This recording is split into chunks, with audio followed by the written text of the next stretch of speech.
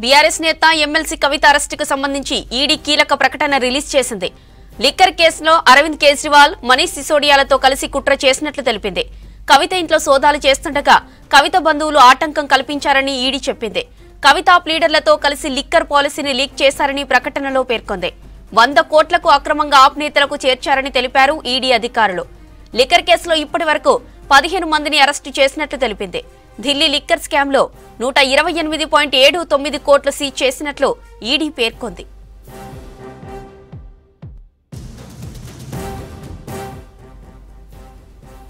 మరిన్ని డీటెయిల్స్ మదార్ అందిస్తారు. Madar, ED official statement updates ఏంటి?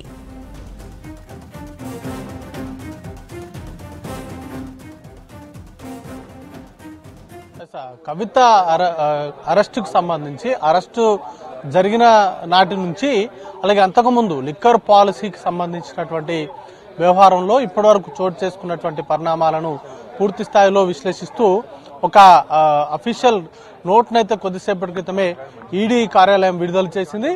దాంట్లో మొన్న ఆమెను అరెస్ట్ చేసినటువంటి రోజు ఆమె ఇంట్లో సోదాలు నిర్వహిస్తున్నటువంటి సమయంలో ఆమె కుటుంబ సభ్యులు సోదరుడు అడ్డుకున్నారు అనేటువంటి అంశాన్ని కూడా అందులో మెన్షన్ చేశారు.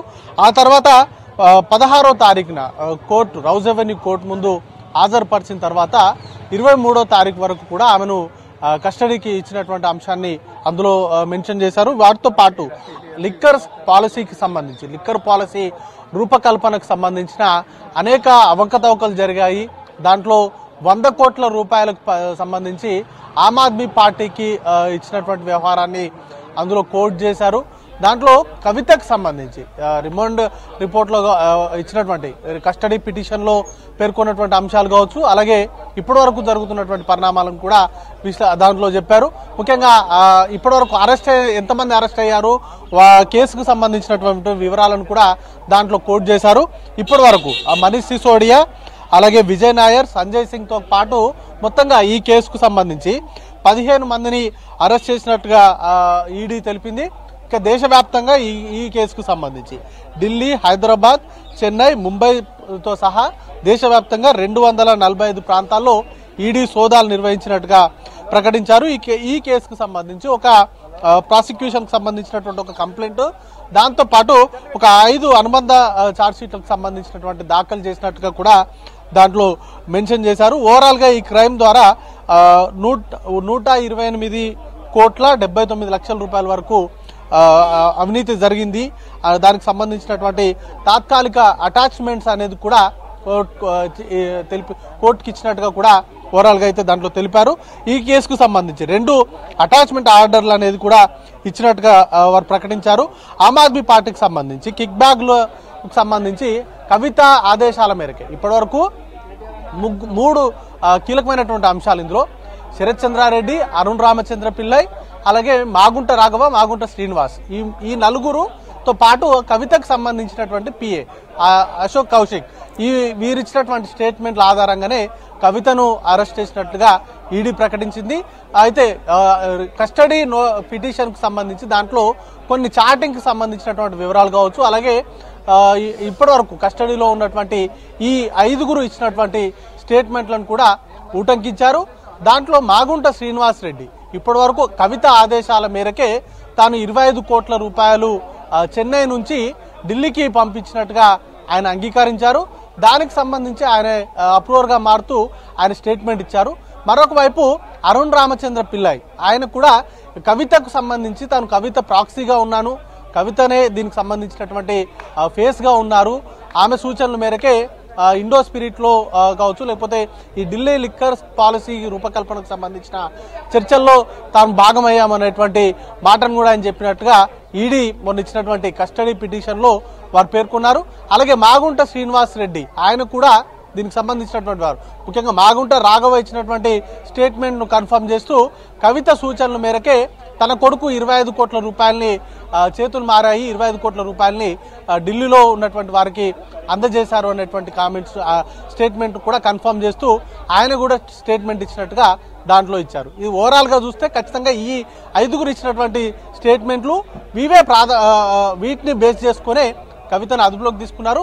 వాటికి సంబంధించే ఇప్పటి వరకు విచారణ అంతా కూడా జరిపింది. వాటి చుట్టూనే విచారణ జరిగింది అనేటువంటిది అంశాన్ని కూడా ఈడీ స్పష్టం చేసింది. ముఖ్యంగా సౌత్ గ్రూప్ కు సంబంధించి ఢిల్లీలో ఉన్నటువంటి ఆమ్ ఆద్మీ పార్టీకి సంబంధించిన కీలక నేతలు మనీష్ సిసోడియా, అరవింద్ కేజ్రీవాల్, అలాగే సంజయ్ సింగ్ తో పాటు విజయ్ నాయర్, ఇతర నాయకులతో వీరు మీటింగులు జరిపారు. వాటికి సంబంధించినటువంటి ఫేస్ టైంలో మాట్లాడారు. అలాగే ఢిల్లీలో కూడా కొన్ని హోటల్స్ లో వీరు సమావేశమయ్యి పాలసీకి సంబంధించిన రూపకల్పనలో వీరికి అనుకూలంగా నిర్ణయాలు తీసుకునేలాగా వీరు చేశారు. ఆ సందర్భంగా డబ్బులు అనేది కూడా 100 కోట్ల రూపాయల కిక్ బ్యాక్స్ అనేది కూడా చేతులు మారాయి. వాటిని అప్పుడు ఎన్నికల్లో, ముఖ్యంగా పంజాబ్ ఎన్నికలు జరిగాయి. అదే సమయంలో గోవాలో కూడా ఆమ్ ఆద్మీ పార్టీ పోటీ చేసింది. ఆ ఎన్నికల సందర్భంలో ఈ 100 కోట్ల రూపాయలని అక్కడ వాడారు అనేది ప్రధాన ఆరోపణ. వీటికి సంబంధించినటువంటి విచారణకు సంబంధించిన పూర్తి వివరాలని కూడా కొద్దిసేపటి క్రితమే అఫీషియల్ గా రిలీజ్ చేసినటువంటి ప్రెస్ నోట్ లో ఈడీ వర్గాలు అయితే మెన్షన్ చేశాయి. ఇక 7 రోజుల పాటు ప్రస్తుతం కవిత ఈడీ కస్టడీలో ఉండబోతుంది. దాంట్లో ఇప్పటికే ఇద్దరు, విజయ్ నాయర్ అలాగే మరొక వ్యక్తి అరుణ్ రామచంద్ర పిల్లై, ఇద్దరిని కూడా కన్ఫ్రంటేషన్ పద్ధతిలో విచారణ చేయాలని ఇప్పటికే నోటీసులు అనేది కూడా ఇచ్చారు. దానికి సంబంధించిన విచారణ అనేది కూడా ఈ 2-3 రోజుల్లోనే ఉండేటువంటి అవకాశం ఉంది.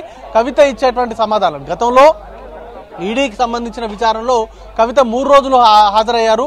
ఆ తర్వాత సిఆర్పిసి 160 ప్రకారం ఇచ్చేటువంటి విచారణలో మహిళలకు ఇంటి దగ్గర నుంచే విచారణ చేయాలంటూ కూడా ఆమె పిటిషన్ అనేది కూడా దాఖలు చేశారు. ఆ తర్వాత పలుమార్లు ఈడీ నోటీసులు ఇచ్చినా కవిత హాజరు కాలేదు. కోర్టులో, సుప్రీంకోర్టులో సబ్జుడిస్ గా ఉంది.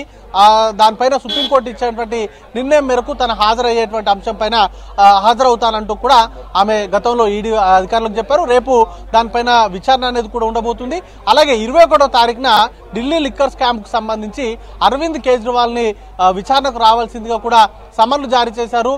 ఒకవేళ ఆయన కూడా హాజరైతే కవితను అలాగే ఇటు అరవింద్ కేజ్రీవాల్ ను కూడా కన్ఫ్రంటేషన్ విధానంలో విచారించేటువంటి అవకాశాలు ఉన్నాయి. అయితే 21వ తారీఖున అరవింద్ కేజ్రీవాల్ హాజరవుతారా లేదా అనేది కూడా చూడాల్సి ఉంటుంది. ప్రస్తుతానికి లిక్కర్ స్కామ్ కు సంబంధించి బయట ఉన్నటువంటి కీలకమైనటువంటి వ్యక్తి అరవింద్ కేజ్రీవాల్ మాత్రమే. ఆయనను విచారిస్తేనే ఈ కేసుకు సంబంధించి పూర్తి స్థాయిలో ఒక పిక్చర్ అనేది వస్తుందని కూడా ఈడీ వర్గాలు భావిస్తున్నాయి. దాంతో పాటు సుప్రీంకోర్టుకు సంబంధించి తీర్పు కూడా ఉంది. సాధ్యమైనంత త్వరగా, ముఖ్యంగా 6 నెలలలోపు ఈ కేసును కూడా విచారణను పూర్తి చేయాలంటూ కూడా గతంలోనే కోర్టు చెప్పింది. ఈ మేరకు త్వరితగతిన విచారించాలని కూడా ఈడీ భావిస్తున్నప్పటికీ అరవింద్ కేజ్రీవాల్, కవిత మొన్నటి వరకు కూడా సహకరించలేదు అనేది ఈడీ వర్గాలు చెప్తున్నాయి.